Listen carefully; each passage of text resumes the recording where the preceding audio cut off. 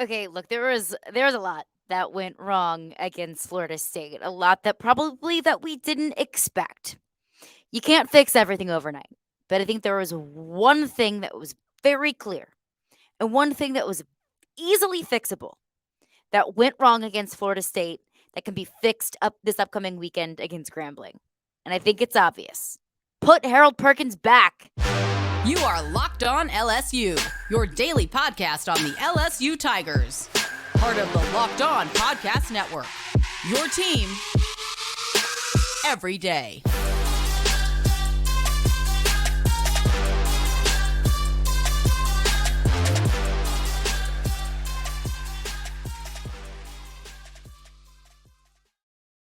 Well, thank you for making Locked On LSU your first listen every single day. We are free and available wherever you get your podcasts. Plus, you can also check us out on YouTube as well.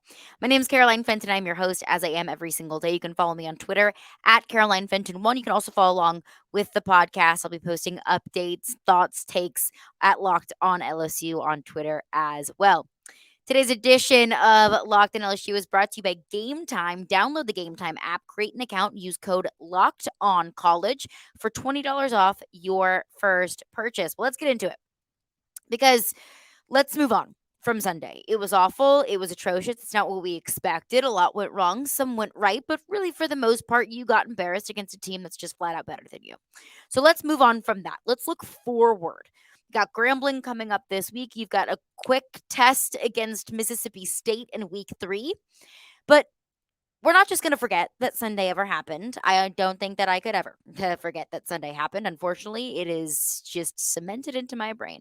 But what we can do is learn from it, get better from it, make adjustments from it, and then get better for later on in the season. I think that was really kind of the bread and butter of this LSU team from last year was you looked sloppy. You made a lot of mistakes, special teams problems, penalties issues. Quarterback wouldn't throw the football. And then this team grew as the team went on. As season went on, rather. They didn't fix everything they needed to fix. But they were able to, watch the film, learn lessons, and take things from game 1 to game 2, 3, 4, 5, 6, so on and so forth to ultimately become the SEC West champions. And I think that there's some things like the offensive line protection. The offensive line was fine in pass pro, really, for the most part. Like, I don't think Jaden Daniels' issues, what we did see and where he struggled on Sunday night against Florida State, I don't think that was all on the offensive line. For the most part, I thought the offensive line pass protected pretty well. The run protection was atrocious.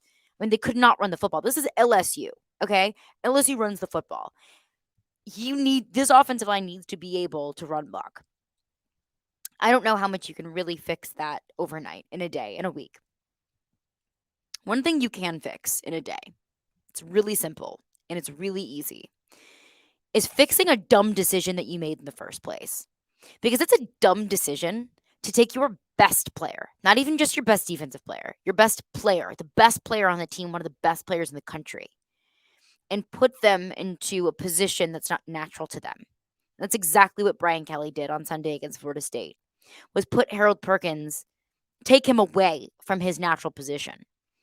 What Harold Perkins did so well last year, see ball, get ball. See quarterback, hit quarterback. Look, it's a lot more complex than that, but that's what Harold Perkins did. They took him away from that, and Harold Perkins was a non-factor. I don't know how many games you're expected to win when your best player is a non-factor, especially against a team as talented as Florida State. So Brian Kelly was asked, what's the plan with Harold Perkins moving forward? This is Brian Kelly. Well, certainly a question that we have talked about.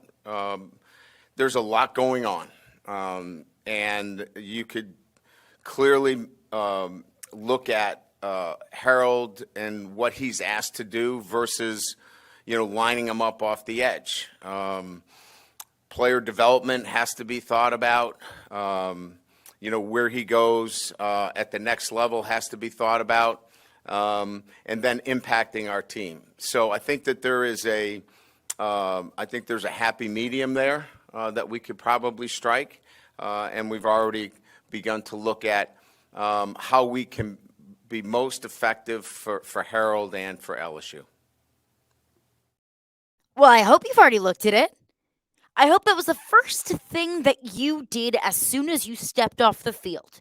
As soon as you were able to wipe the look of shock and confusion off your face, the first thing you thought of was, let's put Harold Perkins back where he is able to affect the quarterback back and change the game. Let's do that. But here's my issue with what Brian Kelly had to say. Brian Kelly talked about player development and getting Harold Perkins to the next level before he talked about impacting the team and impacting games. LSU is known to be an NFL powerhouse. That it just every single year, new LSU players get drafted into the NFL that no matter what game you turn on a Sunday, you're going to see an LSU alum. And that's something that LSU is able to sell to recruits. And what makes them such a wonderful program is how players thrive at the next level. But that's not Brian Kelly's job. Brian Kelly's job is not to develop Harold Perkins for the NFL. Brian Kelly's job is to win football games. Brian Kelly's job is to get this team to the college football playoff and to win a national championship. Harold Perkins has undeniable natural talent. Harold Perkins will get taken probably in the first round of the NFL draft whenever he's eligible. And that's on his coach in the NFL to develop him. That's on his linebacker coaches at the next level to take his game to the next level. It's not your job. Your job's to win games. And when Harold Perkins is in this limbo period playing a position that he's not entirely comfortable with, you're not going to win very many of those games. So I think admirable that play development is at the forefront of the concern of the coaching staff because you want to develop your players. You're not a player developer. You're a coach. And a head coach's job is in football games. A player developer's coach's job is to develop players. It's not what you are. Put Harold Perkins back in the position that he can be a game changer. Look, I'm guilty of it. I drank the Kool-Aid. I bought in. I said, in Brian Kelly we trust. If they think that this is where Harold Perkins can be even more of a factor, then fine. Put him there. Change his position. Try and expand his repertoire, if you will. I said if he can be that impactful, playing one role, maybe playing a larger role, he can, expand his impact. I was wrong. Look, we saw it on full display. And look, I know it's only 1 week. I know that you're not going to be entirely comfortable in a new position after 1 week, but I saw all I needed to see. You don't get a whole lot of time in this league to adjust, to adapt, to get used to new positions. You don't have enough time to be able to afford Harold Perkins getting up to speed with a new position. Put him where you win games. And where you put him on Sunday did not help you win that game at all. Your best player was a non-factor on Sunday. Change it. I don't want a happy medium. I want to go where you get the most out of Harold Perkins. I don't want a happy medium. I want 100% Harold Perkins where he's best. Work on the development in the offseason. It's not your job. Put him back. Put him back where he's supposed to be. Coming up next, get into some comments that Brian Kelly made. My thoughts on those. Before this is the last looking back before we look forward episode because we will have our friend from Locked On HBCU joining us previewing the Grambling LSU game. We'll get into that on tomorrow's edition of Locked On LSU. But coming up next, comments from Brian Kelly that didn't breed a whole lot of confidence. We'll get into that coming up next. These days, every new potential hire can feel like a high-stakes wager for your small business. You want to be 100% certain that you have access to the best qualified candidates available. That's why you have to check out LinkedIn Jobs. LinkedIn Jobs helps you find the right people for your team faster and for free. I work at a radio station in Nashville. One of my colleagues decided before football season that she was going to go down another road that was better for her. And while I was happy for her personally and professionally, I was also a little bit worried about where our radio station went from there. And we needed to find someone quickly because we're getting a football season. The NFL kicks off on Thursday night. We needed to make sure that our team was firing on all cylinders, to make sure that our team had the right people to help us achieve our goals. So that's why we went to LinkedIn Jobs. It's so easy to create a free job post on LinkedIn Jobs. Just head to the website and add your job and the purple hashtag hiring frame to the LinkedIn profile to spread the word that you are hiring. Plus, one of my other favorite things about LinkedIn Jobs is that they use screening questions and other simple tools that make it so easy to focus on candidates with just the right skills and experience so you can quickly prioritize who you would like to interview and hire. Don't waste any time going through candidates that might not have enough experience or the right experience. No, let LinkedIn Jobs take care of the hard work for you so you can focus on what is best for your business. It's why small businesses rate LinkedIn Jobs #1 in delivering quality hires versus leading competitors. LinkedIn Jobs helps you find the qualified candidates that you want to talk to faster. So post your job for free at linkedin.com/lockedoncollege. That is linkedin.com/lockedoncollege to post your job for free. Terms and conditions apply. Well, thanks again for making Locked on LSU your first listen every single day. We are free and available wherever you get your podcasts. So, Brian Kelly, spoke with the media after the Florida State game, and it was part of his opening statement. We certainly are not the football team that I thought we were, and got to do a much better job, obviously, and developing our football team. We clearly were short in a lot of areas tonight, and that falls on me to get our football team to be better in most of the competitive areas that you saw tonight. That statement of, we're not the football team I thought we were, I felt like that was Brian Kelly's way of essentially throwing the players under the bus. Well, I thought we were good, but now it was up to you to answer the call, and you didn't. But when I heard that, I thought, well, I mean, that's on you. That's your fault. That's on you for misevaluating your team or misreading that your team was ready or not fully grasping what your team needed, whether it would be in an on the field sense, in an off the field sense, because that was a team on Sunday night that simply just lacked passion. That was a team on Sunday night that just simply gave up. That's on the coaching staff. So for Brian Kelly, and I don't think that was his intention, but it sounded like he was just throwing his team under the bus. Like, oh, well, I did my job, but you just weren't the team that I thought you were. That frustrated me. It pissed me off. Don't blame the players. Blame yourself. There's one thing that is pretty much constant. We talk about coach speak all the time and how sometimes it just drives me crazy and sometimes it just makes me laugh because you hear the same thing every week from every coach. There is only one instance in which the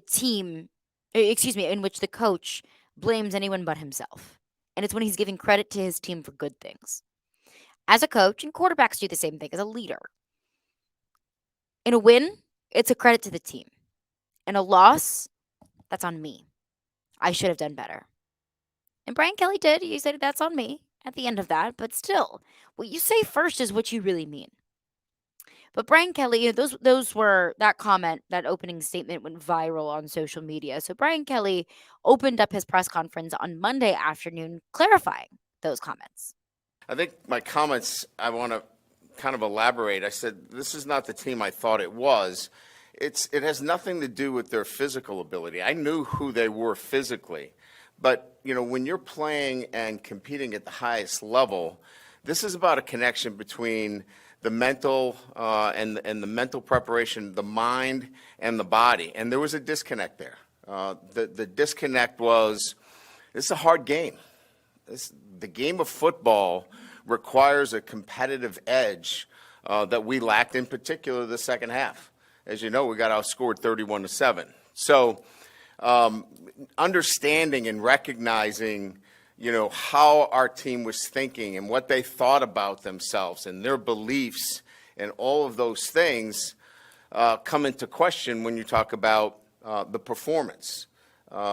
Because it's not just about talent. It's the ability to put talent and certainly the right way of thinking and what they believe, and certainly that belief was misguided, and that falls on my shoulders in terms of messaging, in terms of how we get our players to understand that this game of football is very difficult. It's hard to win, especially when you're playing a top 10 opponent.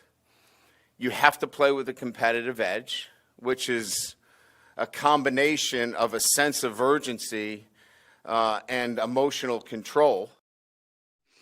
So again, there was Brian Kelly, and it was his Tuesday part. It's Labor Day weekend, his Tuesday press conference. When he said that, I'm thinking the whole time, what do you mean you're clarifying your comments? You're doubling down on your comments. When he was saying that, we need to play with a more competitive edge, there was a disconnect mentally and physically. The whole time I'm thinking, and whose fault is that? And whose fault is that? And whose fault is that? Because it's yours, Brian. It's your fault. It's your fault that you didn't know, that you maybe overestimated that this team, how ready this team truly was. It's your fault for not understanding that this team's competitive edge or mental toughness or whatever coach term you want to use, that wasn't fine tuned enough to go out there and play a full 60 minutes. That's your fault. And again, it took him 1 full minute of bloviating about everything that this team did wrong, everything that this team lacked, to say, and that falls on my shoulders. Duh! I know that, and he knows that. In that locker room, those players, they're not going to say that. They're not going to say that it's on their coach, but I'm sure they feel it. What I don't want to happen is for there to, and I'm not saying it's happening, I don't want there to be resentment in this locker room for players and one another or for players and their coaches. If I hear my coach say, we didn't play with a competitive edge, that we didn't have that mental toughness, that you're just not the team I thought you were, that makes me upset. It does. Because it's the coach's job to get a team ready to play. And that team, frankly, they weren't ready to play. More specifically in the second half. But that's on the coach. You don't play 30 minutes in football, you play 60. This team played 30. And that's the coach's fault. And Brian Kelly was asked, how do you get to that mental toughness? How do you get to that competitive edge? And Brian Kelly talks about it's sprinting off the field, not just jogging. He talks about, having that drive and that desire and that hunger and that need to win more than the need to breathe. So why didn't you have that before? Why is there now all of a sense of urgency to do that there wasn't before? Because clearly there was not much of a sense of urgency to instill that within your team before the game because we didn't see it. Surely I don't think that message is falling on deaf ears. So I'm not saying that there's resentment breeding in this locker room. That would be irresponsible and unfair of me to say after 1 week. But I'd appreciate if Brian Kelly just took a little bit more responsibility for something that is 100% totally and completely on him. But coming up next, it is a Mailbag Wednesday, so we will get into some of your questions, your thoughts, your takeaways from the game against Florida State, and questions about this game this game on Saturday and the season moving forward. We'll get into some of your questions coming up next.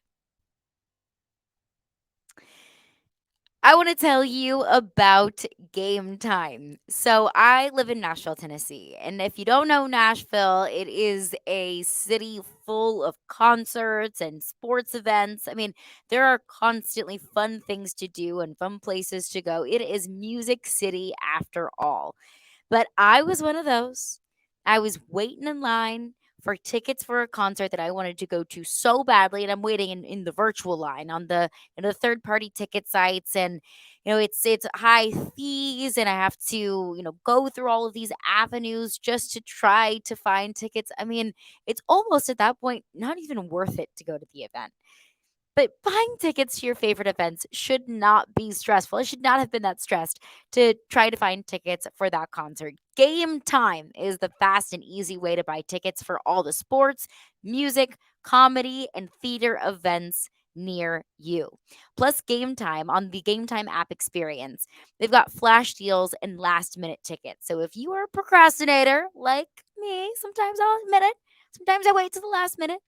Game Time will give you wonderful opportunities to save some money and to get deals. And if you might not be able to find tickets last minute on other ticket sites, Game Time will have those last minute tickets for you. It is the place for last minute ticket deals. So forget planning months in advance. Like I said, not really my thing. Game Time has deals on tickets right up to the day of the event. And the Game Time guarantee means you'll always get the best price. If you find tickets in the same section and row for less, Game Time will credit you 110% of the difference. So snag the tickets without the stress with Game Time. Download the Game Time app, create an account, and use code LOCKEDONCollege, all one word, for $20 off your first purchase. Terms apply. Again, create an account and redeem code LOCKEDONCollege, LOCKEDONCOLLEGE, for $20 off. Download Game Time today. Last minute tickets, lowest price, guaranteed. Hey, college football season is here, and this season, Locked On is kicking up our coverage with Locked On College Football Live. Each Friday, Locked On will go live from 11 a.m. to 1 p.m. Eastern on every Locked On College YouTube channel. College Football Kickoff Live will cover playoff implications, the conference rivalry games, and go in depth like only Locked On can, including insight and analysis from our stable of Locked On College hosts, covering their team every single day. So find Locked On College Football Kickoff live every Friday from 11 a.m. to 1 p.m. Eastern on any Locked On College YouTube channel. You will not want to miss it.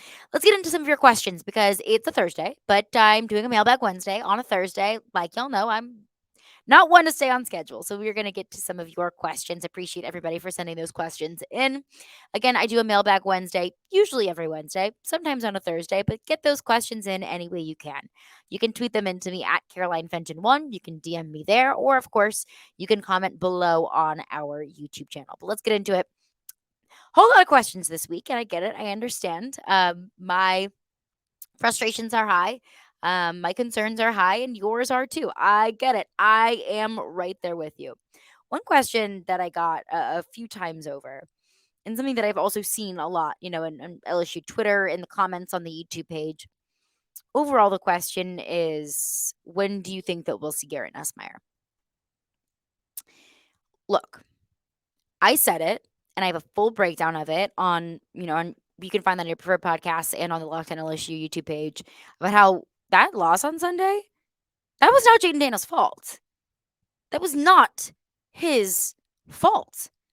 Were there things that Jaden Daniels could have done better? Yeah, absolutely. There's one play in particular where I think he had the cleanest pocket that he had all night. He had all day to throw. And I believe it was, a pass to Kyron Lacey. And Kyron Lacey, it was an incomplete pass.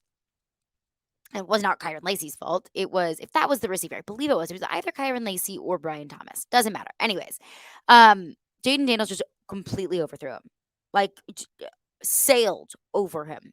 And that's on Jaden Daniels. Like, if you have a clean pocket like that and you have an open receiver like that, you need to be hitting them right in the number, right in the hands, especially in a game of that magnitude. My goodness. So, yes, absolutely. There are things that Jaden Daniels could have done better. I don't want to see Jaden Daniels try and run up the middle and get kerplunked on the ground anymore. Like, let's not be doing that now. So, look, he's not perfect. No one has ever accused him of being perfect. And that was not my point, was that he was perfect. I'm just saying that there was so much more that went wrong on Sunday night that was completely out of Jaden Daniels' hands. Whereas there were, I would say, 3 to 4 times more dropped passes on good balls than there were bad passes delivered by Jaden Daniels that just couldn't have been caught by the receivers. I mean, I know off the top of my head 3 passes in particular that Kyron Lacy just didn't catch. That's not on Jaden Daniels. That's not his fault. There were nice balls that were thrown. And some of them were under duress. And that's also the job on the receiver to help the quarterback out a little bit. So that was not on him. The offensive line could not run block for anything. I mean, and also there were just run calls after run plays after run plays after run plays, just running it up the middle. And when that's a defensive line that's going to stuff you up the middle. And especially when you don't have an offensive line that can run block, I mean, the offensive line was horrendous in run blocking. Yet Mike Denbrock continued to call run play after run play. And that was the frustrating thing to me is you call, a run up the middle on 1st and 10. Let's say you get a gain of 1, maybe 2. 2nd and 8, run up the middle. You don't get any, nothing. Well, now you're in 3rd and 8.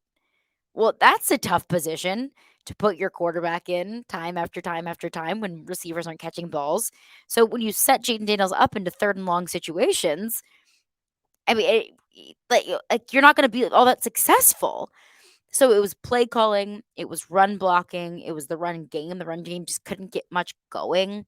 It was the receivers dropping passes. It was the fact that, Florida State found a way to run on LSU's defense in the second half. And overall, it was the fact that this team just gave up. Just flat out gave up. And look, Jaden Daniels had the interception, and, Malik Neighbors slipped, went right into the hands of the defender. That's going to happen. Jordan Travis had an interception too. That didn't cost LSU the game. And I can't emphasize that enough. Was Jaden Daniels, Heisman Trophy winning Jaden Daniels? No, not in the slightest. But that loss, that was not on him. I urge you, anybody who's saying she doesn't know anything about it, I urge you to watch the game back. And you tell me, I want you to just tally the things that went wrong for Jaden Daniels, the things that went wrong for everyone else. You tell me which one wins, which one has more tallies. I guarantee you it's not the Jaden Daniels column. So back to the question of when will we see Garrett Nussmeier? Look, I don't know if things just fall off the rails. I don't know if Jaden Daniels is going to only regress throughout the season, and maybe this coaching staff has no choice but to put Garrett Nussmeier in. Maybe Jaden Daniels gets hurt, knock on wood.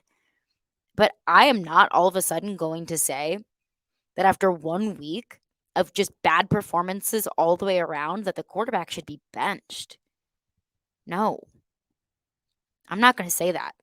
So, I mean, anything can happen. I'm not going to say week 7, if LSU hasn't scored this many total points or put up this many yards, then Garrett Nussmeier should go in. No, I'm not going to say that. All I'm going to say is after week 1, nothing showed me that Jaden Daniels doesn't deserve this job. Also, more questions. I apologize. I only got to 1 because I bloviated there. That's on me. So we'll get to some more questions throughout the rest of the week. So continue to send those, and appreciate everybody who sent in their questions for a Mailbag Wednesday. But that is going to do it for me today. Appreciate you for making Locked On LSU your first listen every single day. We are free and available wherever you get your podcasts. Every dayers coming up on tomorrow's episode of Locked On LSU. We'll get a breakdown of Grambling LSU's week 2 opponent. All that coming up on tomorrow's edition of Locked On LSU.